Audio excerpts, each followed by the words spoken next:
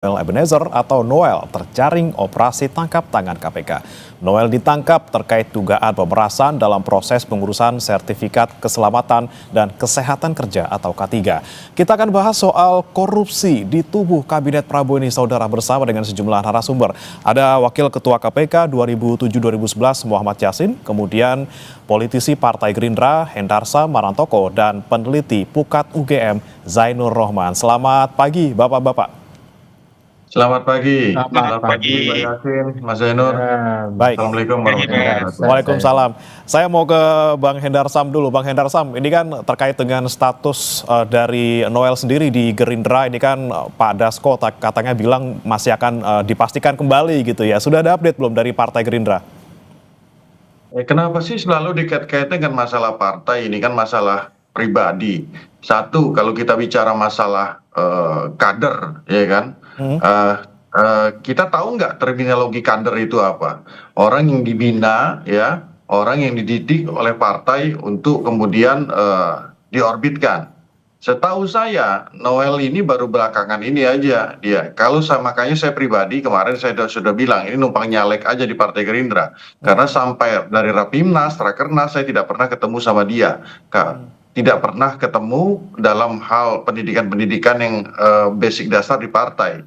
Jadi itu terminologi kader, ya. Jadi kita tidak bisa dia katakan kader Partai Gerindra, ya. Itu satu. Nilai-nilai Partai Gerindra tidak seperti itu.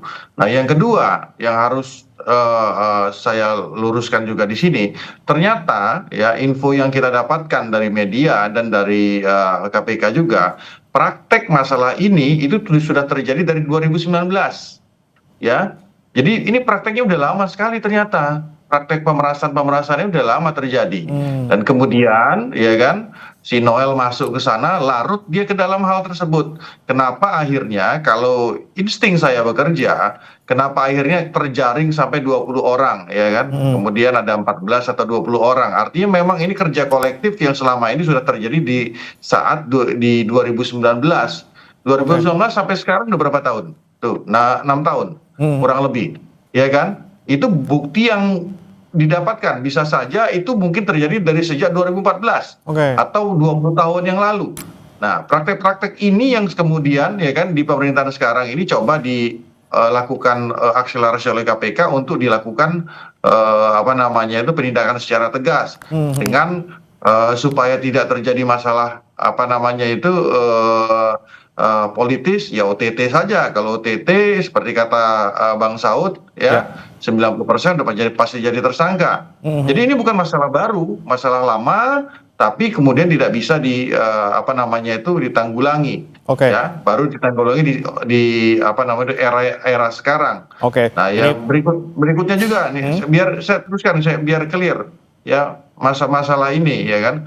Noel, ya, Noel Ebenezer, Pak Prabowo udah kurang apa ngomongin masalah itu, ya kan. Masalah sampai bukan himbauan, bahkan teguran keras keluar dan ke dalam, ya, kepada para pengusaha-pengusaha dan perangkat-perangkat yang ada di dalam, bahkan sampai merujuk kepada kader-kader partai, ya kan, baik itu yang ada di Kim Plus maupun di partainya sendiri. Dan itu terbukti tanggal 15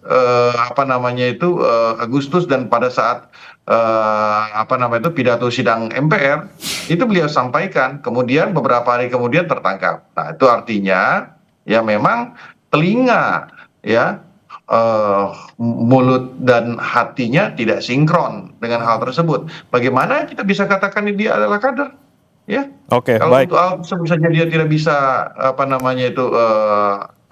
menyelaraskan terkait.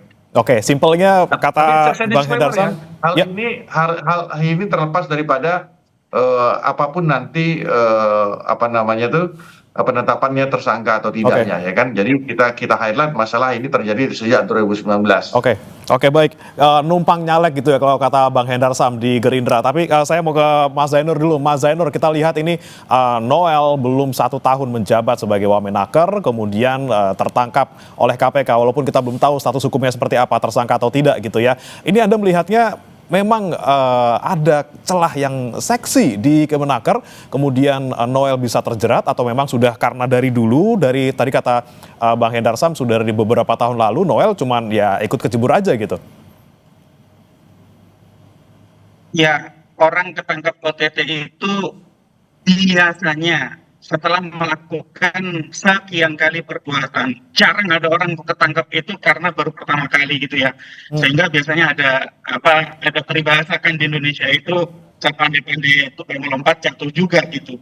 Nah, dalam konteks di Kemenaker memang ini satu kementerian yang problematik saya katakan. Kenapa? Karena semua orang tahu saat ini pun sedang ada penyidikan soal pemerasan TKA, kemudian ada kasus baru. Artinya tidak ada ketakutan apapun di sana gitu ya, baik di level birokrasi maupun di level pimpinannya gitu.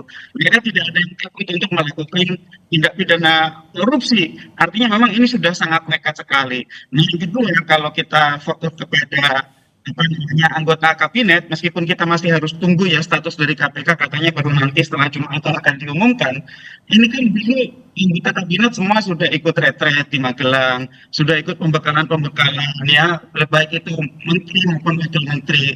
Nah, tetapi mengapa masih juga di kementerian itu terjadi pelanggaran tindak pidana korupsi? Kan artinya memang sekadar retret, sekadar pembekalan itu tidak cukup gitu. Sehingga ini yang perlu dipertanyakan adalah apa yang jadi penyebab dari perbuatan tindak pidana korupsi ini gitu.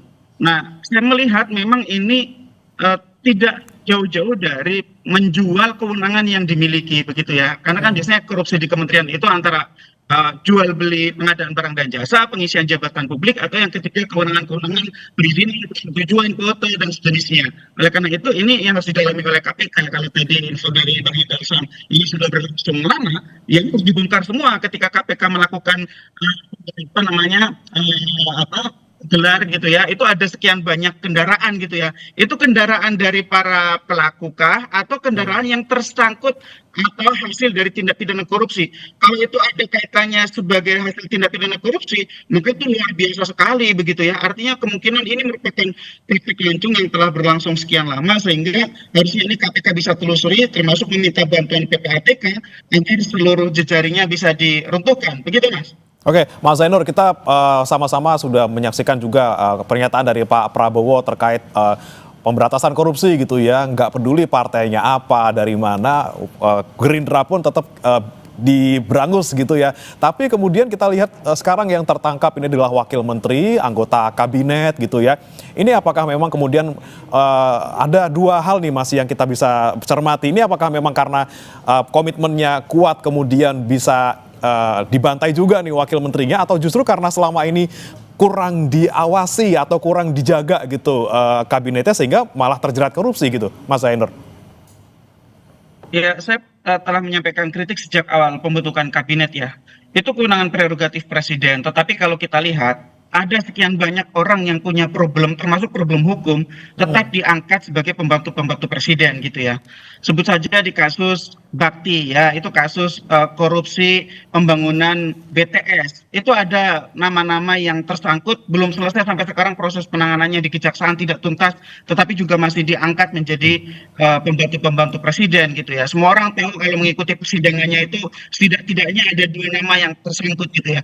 Itu contoh bahwa bahwa itu masih menjadi permasalahan, bahwa yang diangkat oleh presiden itu masih banyak orang-orang yang memiliki catatan masalah, sehingga kita harus melihat ini tidak cukup hanya sekadar dipermasalahkan kepada individunya, tetapi juga kita harus melihat mengapa ini terus terjadi. Saya melihat yang pertama tentu pengawasan ya Bang ya. Ini pengawasannya sangat dipertanyakan, apakah pengawasan dalam arti inspektor di internal Kementerian Ketenagakerjaannya maupun pengawasan dari sisi kabinet gitu. Saya pikir kabinet tetap harus memiliki pengawasan juga, apakah dilakukan oleh Seknek atau KSP atau seperti apa. Agar ada pengendalian terhadap para pembantu presiden agar dapat bekerja sesuai dengan perintah-perintah presiden dan jangan sampai melakukan pelanggaran-pelanggaran apalagi yang serius seperti melakukan pelanggaran hukum. Nah, yang ketiga saya melihat harus dilihat kemungkinannya apakah kasus korupsi di Kemenaker ini punya tujuan untuk mengumpulkan dana politik 2029.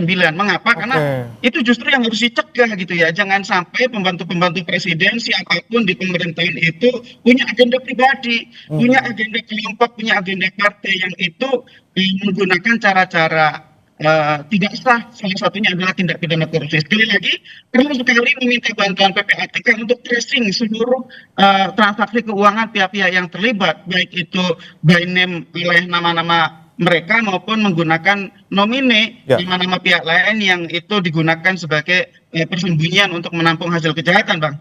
Oke, oke, baik. Saya kemudian ke Pak Yasin. Pak Yasin, ini kita perhatikan dari KPK sepertinya lebih dari 1 kali 24 jam nih untuk penetapan tersangka ataupun konversi yang terkait dengan kasus ini. Kalau di KPK sendiri, Pak Yasin, memang ini tidak terlalu strict kah aturannya untuk aturan 1 kali 24 jam ini, dan kenapa kemudian kok yang kali ini sepertinya agak lebih lama, lebih dari 24 jam? Apakah karena memang rumit, belum selesai pemeriksaannya seperti itu? Ya, KPK tentu patuh atau compliant terhadap aturan perundangan yang berlaku. Saya kira saat sekarang itu sudah ada orang-orang yang statusnya ditersangkakan atas dugaan pemerasan pada K3 itu ya, sertifikat K3 di Kementerian Ketenagakerjaan. Hanya saja konferensi persnya aja yang tertunda. Tuh, jadi karena kan lelah itu telah memeriksa dengan jangka waktu yang lama. Tapi dari perbincangan kita tadi ya mengenai apa yang disampaikan Pak Endarsa maupun Mas Zainur Rohman, itu saya kira ya itu harus kita arahkan kepada hal yang lebih strategis lagi, bahwa Indonesia itu sudah darurat korupsi.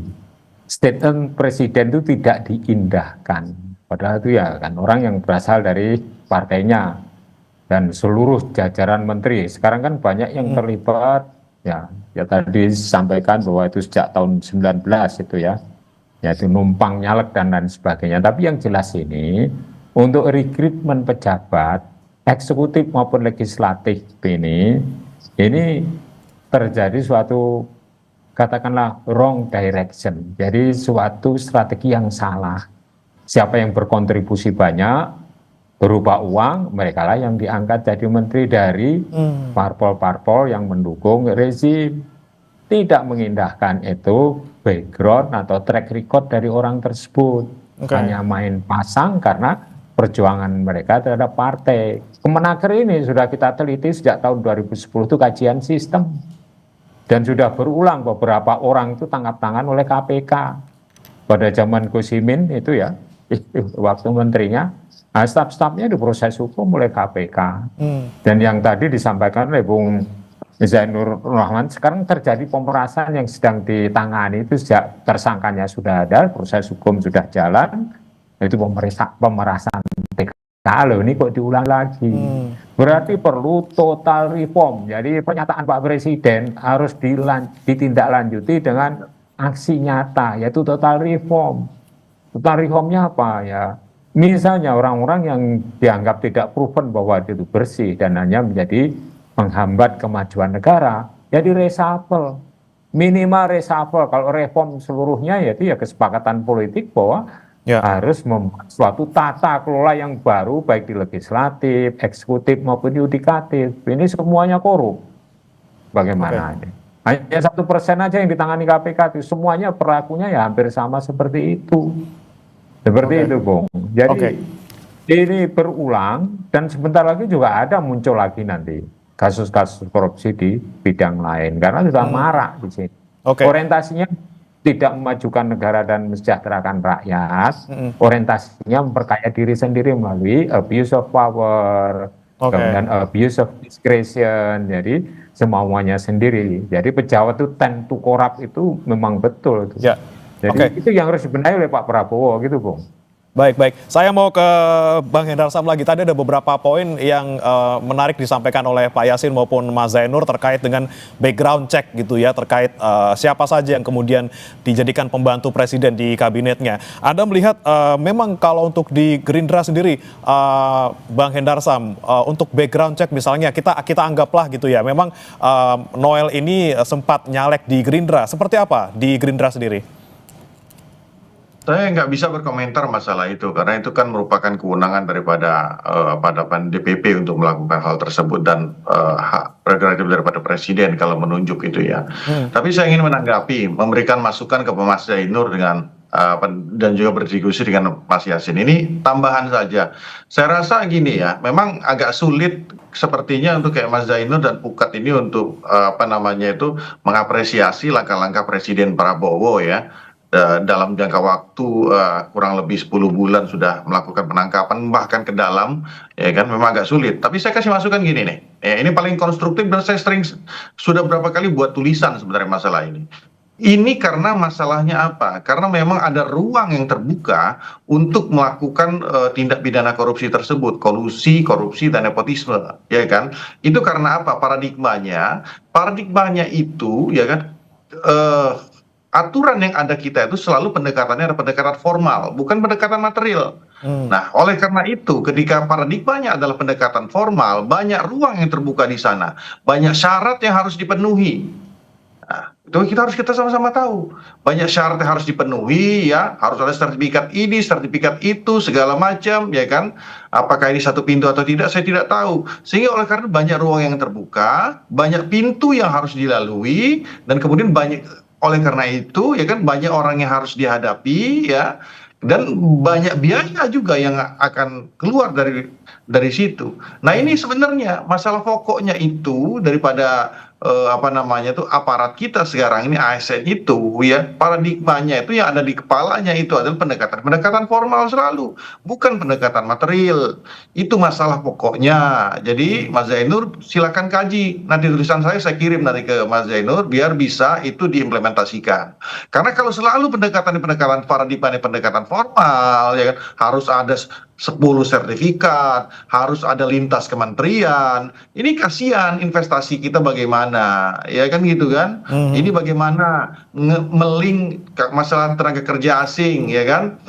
Dari Kementerian Imigrasi dan Dirjen Imigrasi dengan Kementerian Tenaga Kerja. Ya. Seperti itu. Nah, ini bagaimana supaya bisa jadi satu pintu dan juga menghindari, contoh nih, menghindari tatap muka, ya, menghindari interaksi secara langsung.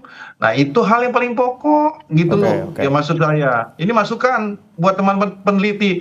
Saya ini orang praktek dan saya juga bisa kata saya memikir, kita ini pemikir hukum. Ya. Jadi bukan hanya di awang-awang saja, hal-hal seperti ini harus kita tutupin. Jadi paradigma itu tuh, Mas Zainur, masukan untuk Anda supaya Anda juga bisa teliti masalah itu, ya. Oke, baik Mas Zainur, silakan ditanggapi dan sekaligus saya juga mau tanya soal sosok seorang Noel nih yang kita tahu beberapa waktu terakhir gitu sering banget sidak, marah-marah gitu ya, seakan keras banget gitu sama perusahaan-perusahaan nakal, seakan di sini jadi pahlawan gitu untuk memberangus praktek tidak baik di sebuah perusahaan. Tapi kemudian dia terbukti ataupun kita belum terbukti, ini dia tertangkap oleh KPK, kita nantikan nanti statusnya seperti apa, tapi dia kemudian ditangkap KPK atas dugaan pemerasan. Nah, selama ini dilakukan oleh Noel sendiri sebagai seorang wamenaker, marah-marah, sidak itu, apakah ini untuk menunjukkan bahwa nih loh, saya punya kuasa, saya orangnya keras, kalau macam-macam, kalau nggak ngasih duit nggak saya kasih ini sertifikat ya gitu, Mas?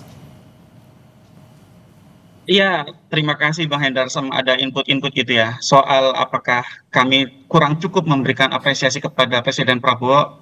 Tentu selalu kita berikan dukungan, hanya saja soal bagaimana yang harusnya dilakukan oleh Presiden di dalam kebijakan anti korupsi. Saya berpendapat dan berpandangan, dan boleh saja dong saya berpendapat, masih sangat kurang yang dilakukan oleh Presiden.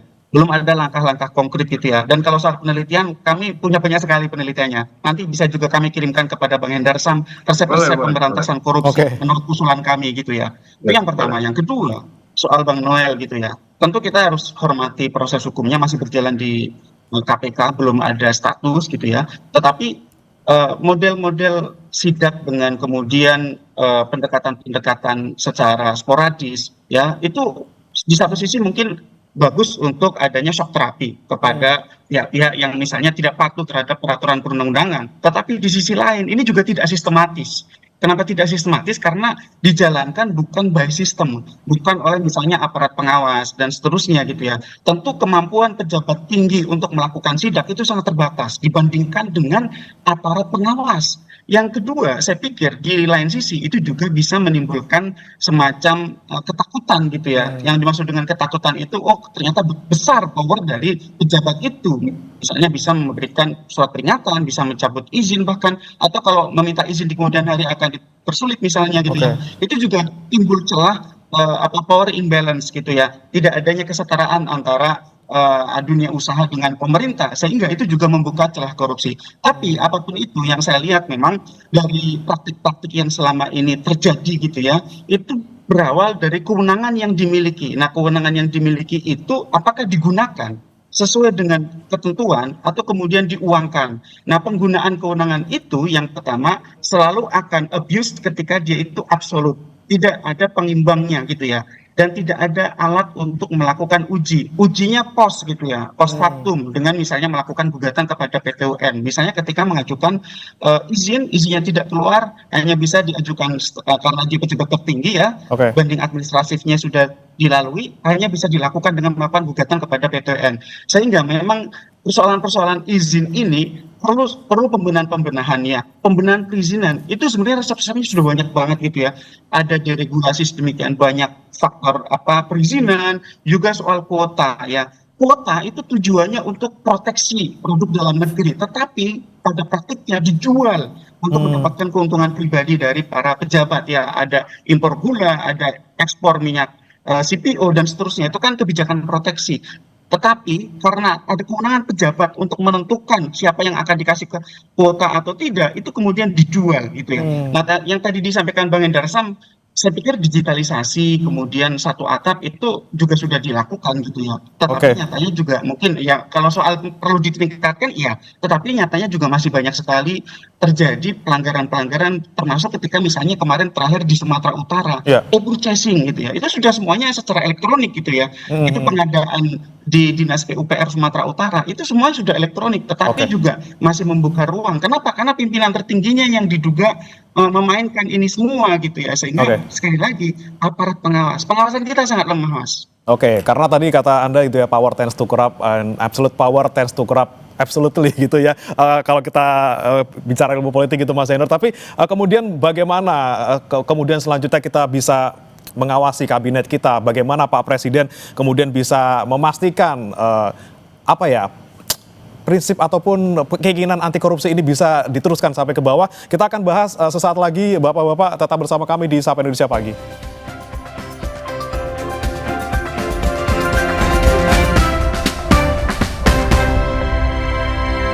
Anda masih bersama kami di Sapa Indonesia Pagi. Saudara, masih membahas terkait dengan penangkapan Wamenakar Emmanuel Ebenezer oleh KPK. Dan kami masih bergabung dengan sejumlah narasumber. Ada Bang Hendar Sam Marantoko, politisi Partai Gerindra, dan juga Pak M. Yasin, Wakil Ketua KPK 2007-2011. Sebelumnya juga sudah ada Mas Zainur Rohman, peneliti Pukat UGM, namun harus pamit lebih dulu karena ada keperluan di UGM. Saya mau ke Bang Hendar Sam. Bang Hendar Sam, tadi silakan ditanggapi pernyataan dari Mas Zainur terkait dengan korupsi ini. Apakah memang kita perlu nih reformasi besar-besaran juga gitu ya di proses di sebuah lembaga pemerintahan agar jangan sampai ada membuka celah praktek korupsi seperti ini?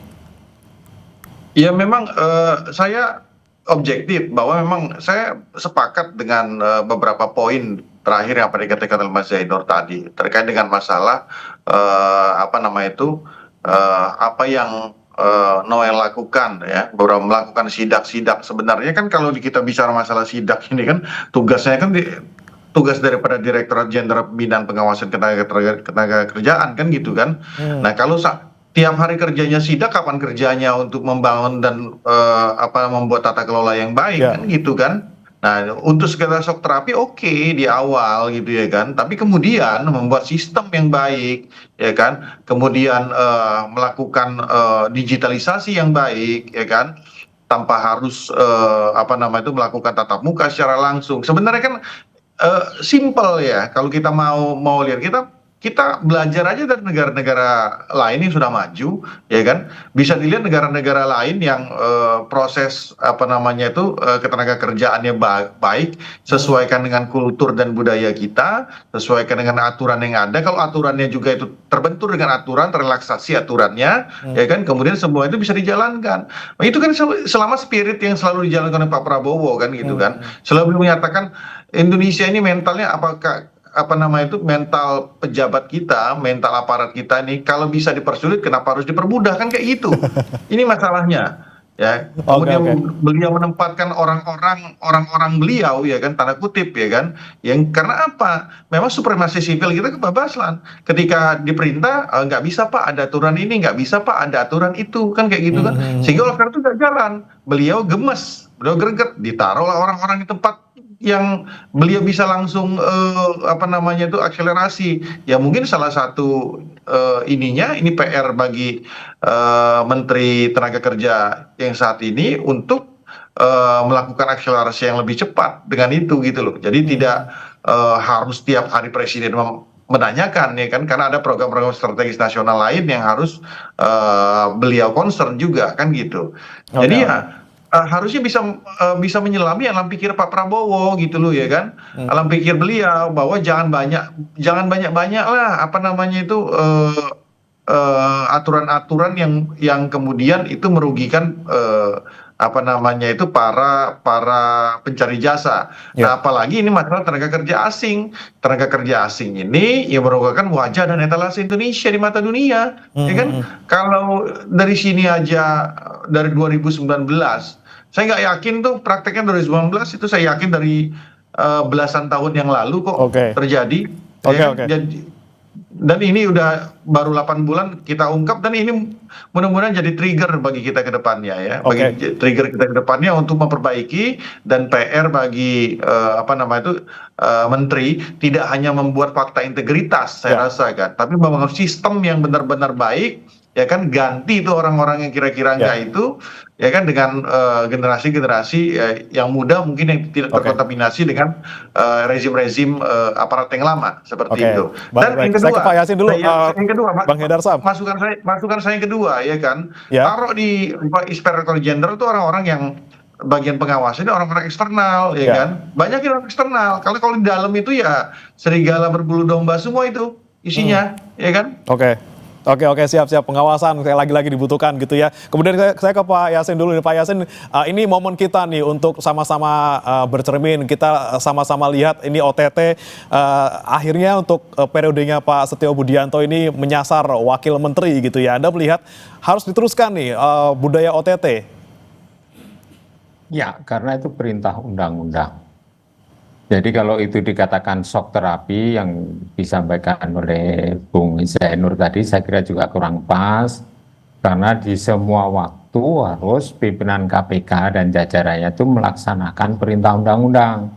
Salah satunya adalah melakukan penyadapan dan melakukan tangkap tangan bagi mereka yang sudah diperingatkan dengan pencegahan. Kajian sistem itu sebenarnya mengkaji betul sistem yang di situ rentan korupsi itu bagian apa saja di kementerian-kementerian yang ada yang dilakukan kajian sistem itu sudah itu Bung. Misalnya di haji, kajian sistem dulu, masuklah penindakan karena disarankan untuk melaksanakan rekomendasi yang disampaikan oleh KPK, tidak melaksanakan. Kami dulu melakukan kajian sistem juga di Depnaker, masalah tenaga kerja asing itu. Apa itu area-area yang rawan atau rentan korupsi di bidang-bidang Kemenaker itu. Kita sarankan, tapi tidak dilaksanakan ya, tangkap tangan. Dan lain sebagainya, termasuk di Bea Cukai. Bea Cukai kita sarankan kajian sistem ini loh yang harus diperbaiki. Seperti sarannya dari Bung Hendarsam tadi untuk digital itu seperti yang dilakukan di Korea Selatan misalnya, itu sudah kita sarankan. Jadi tugas Pak Presiden itu tidak hanya statement-statement, sekarang sudah harus diikuti dengan tindakan nyata. tugaskan menteri itu. Ini lakukan digitalisasi di Kemenaker semuanya, tidak usah face to face communication atau tatap muka seperti tadi disampaikan juga Pak Endar Sam. Itu saya kira itulah negara-negara yang merdekanya itu bersamaan dengan kita, tapi mencuat majunya itu lebih cepat sekali karena perbaikan sistem. Nggak ada face to face communication dalam pengurusan perizinan maupun yang non perizinan, sampai di pelabuhan pun itu semua digital. Nggak ada kuli pelabuhan apa itu nggak ada, semua totally itu direform. Kalau semuanya bisa dicegah, kenapa harus nunggu tindakan dulu gitu ya Pak ya? Nah, makanya itu dicegah nggak mau ya, di haji pun juga nggak mau. 48 titik temuan di penyelenggaraan haji kita sarankan, nggak dilaksanakan selama 2 tahun. Nah, akhirnya penindakan yang maju. Itu kapan Pak Yasin? Maaf Pak ya, itu kapan? Di era kapan tuh? Di eranya Pak Yasin Pak. Ya di era saya. Oh di era Pak Yasin. Ya, tapi selanjutnya tetap ada kajian sistem itu sampai sekarang, Pak. Iya makanya itu kan kalau kita bicara masalah penyelenggaraan haji, hal tersebut sudah dilakukan sebenarnya saat ini kan, sudah disisir semua pemain-pemainnya, ya kan, sampai Pak Prabowo menaruh orang-orang mantan KPK yang berintegritas, termasuk Novel Baswedan dan kawan-kawan di situ, untuk menjadi satgasus di sana di kementerian. Nah, saya pernah Irjen Kementerian Agama. Jadi setelah saya melakukan kajian sistem di KPK, kebetulan saya open recruitment keterima di Irjen Kemenag. Kita benahi semua. Tapi setelah kami pergi sejak tahun 2017 sampai sekarang, balik lagi dengan sistem yang lama, pengadaan barang dan jasa itu di Arab itu korup semua. Pengadaan barang jasa ya pemondokan, catering, transportasi di Armina itu sudah dibenahi Pak Yasin. Hal itu kita sudah dibenahi saat ini. Ya mudah-mudahan. Belum. Ini masih ditangani oleh KPK dan Kejaksaan untuk pengadaan barang dan jasanya. Ya itu kan. Itu masalah penegakan hukum. Kembali ke terkait dengan OTT dan Bang Noel, sistemnya ini Bang Hendar Sam sudah dilakukan. Mungkin Pak Yasin update terakhir tentang masalah penyelenggaraan haji ini. Bang Hendar Sam. Punten Bang Hendar Sam, kita lagi bahas soal Bang Noel ya, bukan soal haji. Saya mau ke Pak Yasin dulu. Pak Yasin, sekali lagi saya mau tanya ke Anda Pak Yasin terkait dengan kemungkinan nanti ketika sudah OTT, berapa persen kemudian misalnya Noel ini jadi tersangka, dan bagaimana sih sebenarnya mekanisme OTT ini ketika udah ditangkap, kemudian barang bukti sudah ada, seperti apa di belakangnya? Apakah sudah penyelidikannya diselenggarakan dari jauh-jauh hari, kemudian ditangkap, sudah banyak buktinya, berarti sudah pasti ataupun bisa kemungkinan besar jadi tersangka, Pak Yasin? Ya, jadi penyadapan atau lawful interception amanah undang-undang, dan itu prosesnya saya yakin itu sudah lama. Pertama kali itu media tanya kepada salah satu pimpinan, Pak Fitro misalnya, apa betul ada penangkapan tangan atau OTT istilah sekarang? Dijawab iya.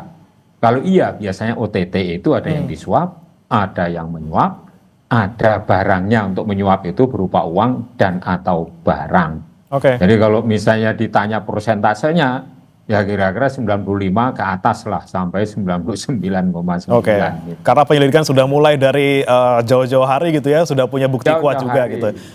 Bang Hendar Sam, saya terakhir ke Anda Bang Hendar Sam, ini kan ada juga komitmen dari Pak Prabowo gitu ya, siapapun yang korupsi kita berangus gitu. Kemudian kalaupun sudah terbukti korupsi, siapapun itu, Partai Gerindra pun misalnya ada kader yang korupsi, harus ikut justice kolaborator gitu. Kalau misalnya kita lihat untuk kasus Noel, Pak Prabowo nanti sikapnya seperti apa? Ya sudah pasti ya selesai itu barang ya kan, sudah pasti beliau kan udah dijelas, udah kalau kita bicara dari sisi politis ya kan beliau sudah mengingatkan itu loh ya kan. Ya ini kan kenapa beliau selalu menyampaikan itu secara keras ya kan, beliau ingin membina gitu loh ya, membina bahwa jangan melakukan ini ya kan, kepada para menteri-menterinya ya kan, kepada para aparat, kepada mereka-mereka yang dulu, sampai ngomongin kepada para jenderal-jenderal backing tambang kan, seperti itu, yang tambang-tambang ilegal kan gitu kan. Ini kan sebenarnya suatu signal yang jelas sekali. Nggak lama kemudian langsung tuh dieksekusi, ya kan? Artinya kan ini bandel-bandel ini memang harus dieksekusi, dan jangan kaget. Ini bukan mudah-mudahan ini yang saya inginkan, yang mungkin Pak Yasin juga inginkan, kita tidak ingin terjadi kembali, ya kan, dikarenakan sistem dan apa namanya itu indeks korupsi kita menurun. Itu yang kita inginkan. Nah, jangan juga dibilang ini menjadi logical fallacy, ya kan, artinya logika yang terbalik bahwa ketika pemberantasan korupsi di lingkar istana, ya, di lingkar terdekat kabinet itu malah menjadi Pak Prabowo yang diserang gitu loh, ya kan, menjadi sesuatu hal yang itu harusnya diapresiasi orang-orang di sekitar aja disikat, apalagi di luar. Oke, kita apresiasi tidak tebang bagaimana pilihnya Pak Prabowo. Kita nantikan juga bagaimana nanti Pak Prabowo bisa menjaga komitmen untuk anti korupsi ini sampai ke bawah-bawahnya. Kita nantikan juga nanti bagaimana KPK mengumumkan tersangka. Insya Allah siang ini seperti apa status dari Noel. Terima kasih Pak Yasin, Wakil Ketua KPK 2007-2011, dan juga Bang Hendar Sambarantoko, politisi Partai Gerindra, sudah bergabung bersama kami di Sapa Indonesia Pagi. Selamat pagi Bapak-Bapak. Terima kasih Pak Yasin.